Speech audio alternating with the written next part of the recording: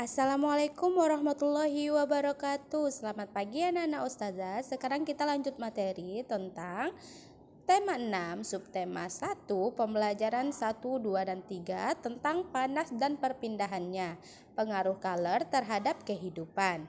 Sebelum kita melakukan pembelajaran, ada baiknya kita membaca Bismillahirrahmanirrahim. Baik anak-anak ustazah, coba anak-anak ustazah amati pada gambar di video ini.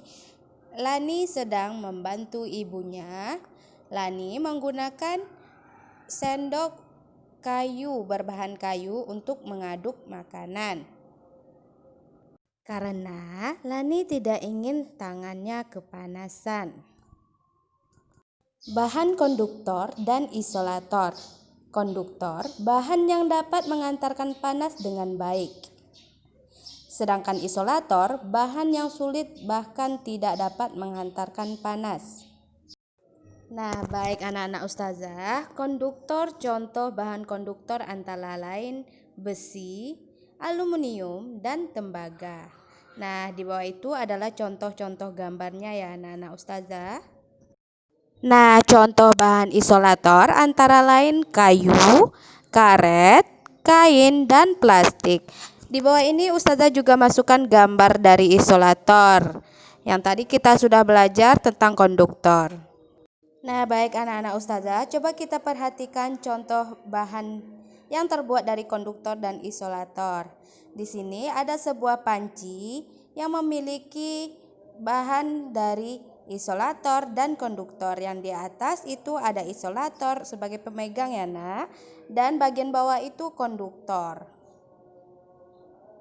Pembelajaran 2. Baik anak-anak ustazah, pasti kita pernah merasakan minumnya air panas dan air dingin. Dalam kehidupan sehari-hari, anak-anak ustazah sering mengukur suhu dengan sentuhan telapak tangan. Indra peraba akan mengirimkan informasi ke otak untuk memberitahu bahwa sesuatu itu terasa panas atau dingin. Perbedaan suhu dan panas. Indra peraba seperti telapak tangan tidak dapat menentukan secara tepat derajat panas dan dingin suatu benda. Tangan hanya dapat memikirkan panas dan dingin dari suatu benda. Pernahkah anak-anak ustazah pergi berkemah ke daerah pegunungan? Nah, pasti pernah ya. Baik anak-anak ustazah, dalam ilmu pengetahuan alam untuk menyatakan tingkat panas dinginnya suatu keadaan digunakan suatu besaran yang disebut suhu atau temperatur. Energi panas merupakan salah satu energi yang dapat diterima dan dilepaskan oleh suatu benda. Boleh dilihat pada gambar itu ya nak. Ketika batang logam tersebut panas, suhunya meningkat. Dan ketika batang logam menjadi dingin, suhunya menurun. Suhu adalah besaran yang menyatakan derajat panas suatu benda. Satuan suhu yang digunakan di Indonesia adalah derajat Celcius. Alat untuk mengukur suhu disebut termometer. Satuan panas dinyatakan dalam kalori dan diukur dengan kalorimeter. Tabel perbedaan suhu dan panas. Satuan panas adalah kalori. Suhu adalah derajat Celcius, Reaumur, Fahrenheit, dan Kelvin. Panas dapat diukur menggunakan kalorimeter. Suhu dapat diukur dengan termometer. Panas dapat berpindah dari satu benda ke benda lainnya, sedangkan suhu tidak dapat berpindah namun bisa naik dan turun. Tahukah anak-anak ustazah tentang gamelan? Gamelan adalah sekumpulan alat musik tradisional. Setiap alat musik yang ada pada gamelan menghasilkan bunyi yang berbeda. Beberapa alat musik seperti gong dan bonang terbuat dari logam. Gamelan digunakan untuk mengiringi beberapa lagu daerah yang dimainkan dalam tangga nada sederhana. Tangga nada. adalah urutan nada yang disusun secara berurutan. Misalnya, do, re, mi, fa, sol, la, si, do. Tangga nada diatonis dan tangga nada pentatonis. Tangga nada diatonis adalah tangga nada yang mempunyai dua jarak nada, yaitu 1 dan setengah. Beberapa alat musik seperti piano dan organ memiliki sistem tangga nada diatonis. Pada sistem tangga nada diatonis, dalam satu rangkaian nada terdapat 7 nada pokok. Nada ke-8 merupakan pengulangan nada pertama. Tangga nada pentatonis. Tangga nada pentatonis merupakan jenis tangga nada yang hanya memiliki 5 nada pokok. Yang pertama, tangga nada pelok dan tangga nada slendro.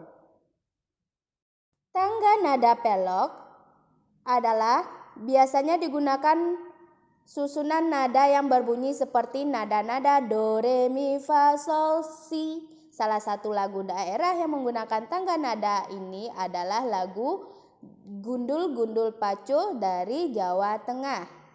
Adapun tangga nada slendro biasanya menggunakan susunan nada yang berbunyi seperti nada do, re, mi, sol, la.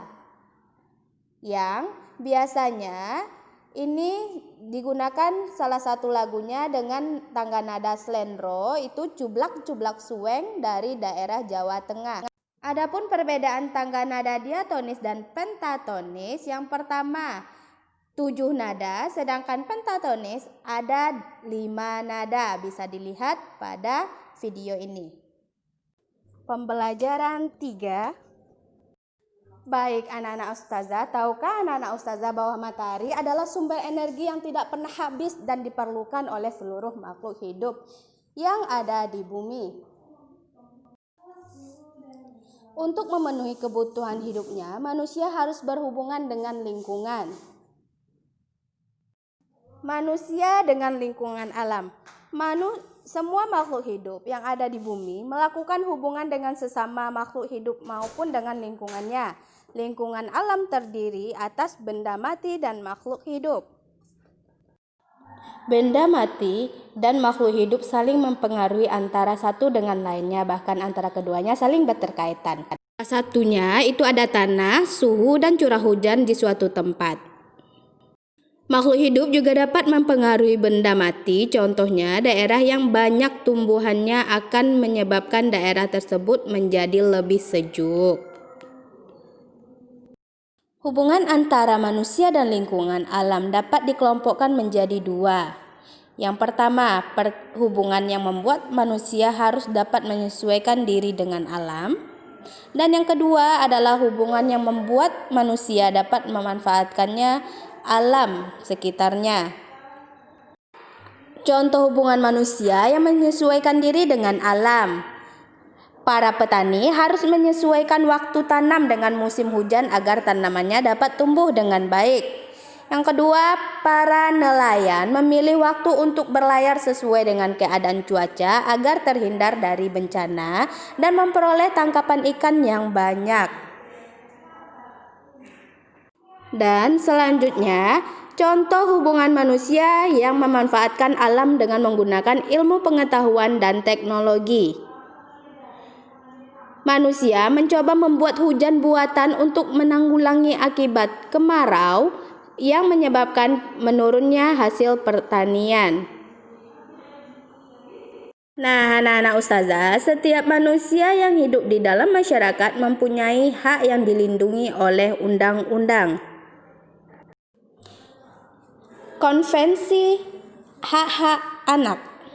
Anak merupakan generasi penerus cita-cita perjuangan sebuah bangsa. Oleh karenanya, kebutuhan untuk tumbuh dan perkembangan dalam kehidupan anak harus diutamakan. Sayangnya, tidak semua anak mempunyai kesempatan yang sama dalam mewujudkan harapannya.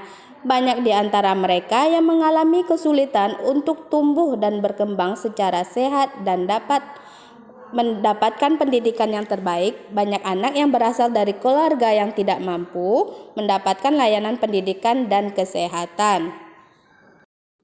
Tak hanya itu, akibat perang dan pertikaian yang selalu terjadi di beberapa negara menyebabkan banyak anak yang menjadi korban. Hak-hak mereka terabaikan sehingga menjadi korban kekerasan. Oleh karenanya, Perserikatan Bangsa-Bangsa atau PBB mensahkan Konvensi Hak-Hak Anak pada tanggal 20 November 1989. Konvensi ini bertujuan untuk memberikan perlindungan terhadap anak dan menegakkan hak anak di seluruh dunia. Apa saja hak-hak anak menurut Konvensi Hak-Hak Anak? Konvensi Hak-Hak Anak. Yang pertama, hak kelangsungan hidup. Yang kedua, hak perlindungan. Yang ketiga, hak tumbuh kembang. Keempat, hak berpartisipasi.